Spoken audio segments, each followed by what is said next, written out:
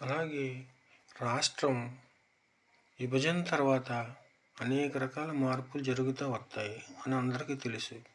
రాష్ట్రం విభజన అవ్వకముందర 10 సంవత్సరాల ముందర నుంచే నేను ఇక్కడ మా ఊర్లో ఒక కాపాయంతోటి రోజు మాట్లాడుతూ ఉండేవాడిని. రాష్ట్రం ఎడగొట్టమంటే ఎడగొడతలేదయ్యా బాబు. రాష్ట్రం ఎడగొడితే మనకి కొత్త బస్సులు వస్తాయి, కొత్త ట్రైన్లు వస్తాయి, కొత్త విమానాలు వస్తాయి.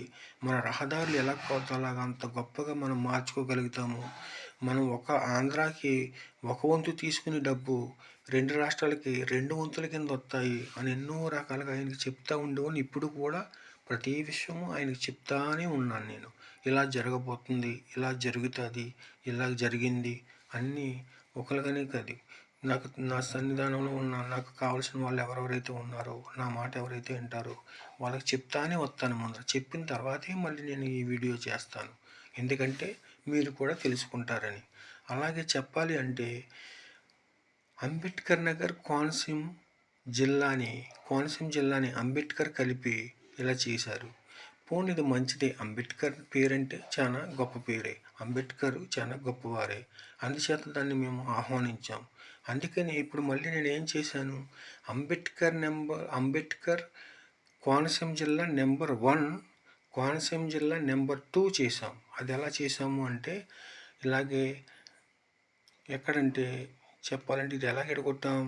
సపోజ్ ఎక్కడి నుంచి ఎడగొట్టామంటే అంతర్వేది నుంచి ఇలా డైరెక్ట్గా అంబాజీపేట నుంచి రావులపాలెం రాలి వరకు కలిపేశాం.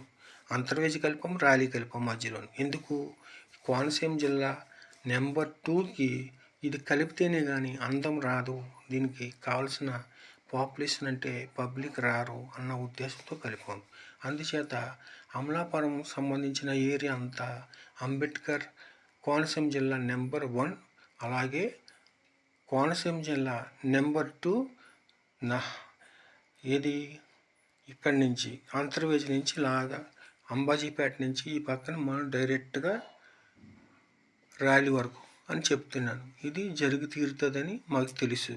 అలాగే మళ్ళీ కాకినాడ జిల్లా ఏదైతే ఉందో 3 జిల్లాలుగా మేము పరిగణలోకి తీసుకున్నాం. కాకినాడ జిల్లా 3 జిల్లాలుగా అవుతుందని.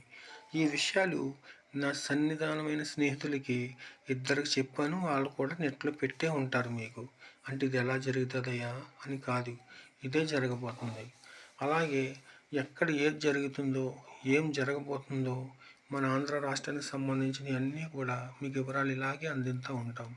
అంటే తర్వాత మళ్ళీ ఇలాగ రావులపాలెం మీద నుంచి డైరెక్ట్ గన్నవరం మీద నుంచి సముద్రానికి మేము ఒక రోడ్డు మ్యాప్ చూపిస్తున్నాం. అది కూడా త్వరలో మీ ముందుకు వస్తుంది.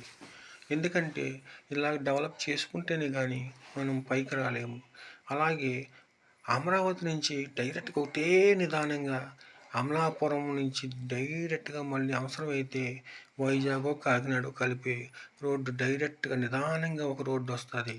ఇవన్నీ మీకు మేము ఎందుకు చెప్తున్నామంటే మేము చేయబోయే పనులనే తప్ప కానీ మరొకటి ఏమీ కాదు. నువ్వు చెప్పుకుంటూ ఉన్నావు, నువ్వేం చేస్తావరా బాబు అనుకుంటారు మీరు. కానీ మేము చెప్తేనే ఎదటివాడు చేయగలుగుతాడు. వాడికి అంత మైండ్ ఉండదని కాదు, ఉంటుంది. కానీ మేము చెప్పే విషయాలు వాళ్ళకి తెలియదు కాబట్టి మేము చెప్పి చేయిస్తున్నామని చెప్తున్నాను.